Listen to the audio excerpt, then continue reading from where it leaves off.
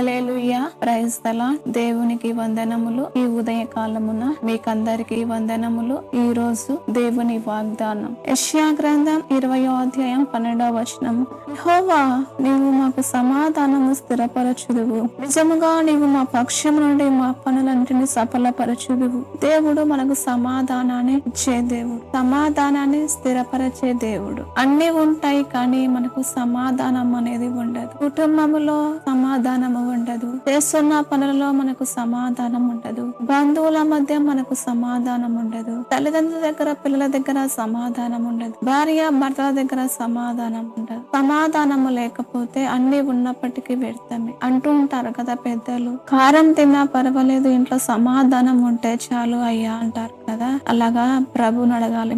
మనకు సమాధానము కావాలి. సమాధానము ఎలా వస్తుంది అంటే మనము దేవునితో సహవాసము చేస్తే మనకు సమాధానము కలుగుతుంది. మనం దేవునితో సహవాసము లేకుండా మనం సమాధానాన్ని తెచ్చుకోలేము. మనము దేవునితో సహవాసము చేసినప్పుడు దేవుడు కుటుంబంలో, బంధువుల్లో, పిల్లలు, తల్లిదండ్రులు అర్థం చేసుకునే మనస్సునిస్తాడు.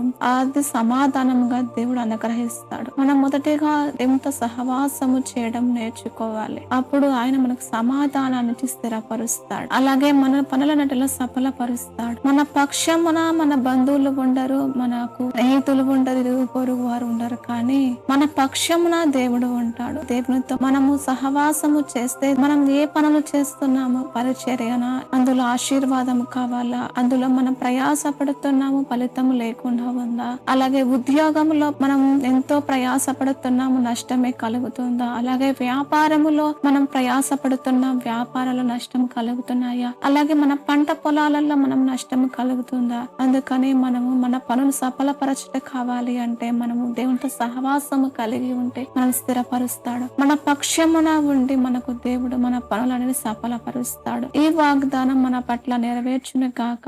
ఆమేన్. ప్రార్థన చేసుకుందాం. పరిశుద్ధుడా తండ్రి, నీకు వందనాలు, స్తోత్రాలు ప్రభువా. ఈ రోజు తండ్రి మాకు అద్భుతము చేస్తున్న దేవా తండ్రి, స్తోత్రాలు ప్రభువా. నీవు మాకు సమాధానాన్ని స్థిరపరచే దేవుడు, మా పనులు సఫలపరచే దేవుడు. ఈ వాగ్దానం నెరవేర్చేందుకై తండ్రి స్తోత్రము. యేసు నామములో ప్రార్థిస్తున్నాము తండ్రి. ఆమేన్.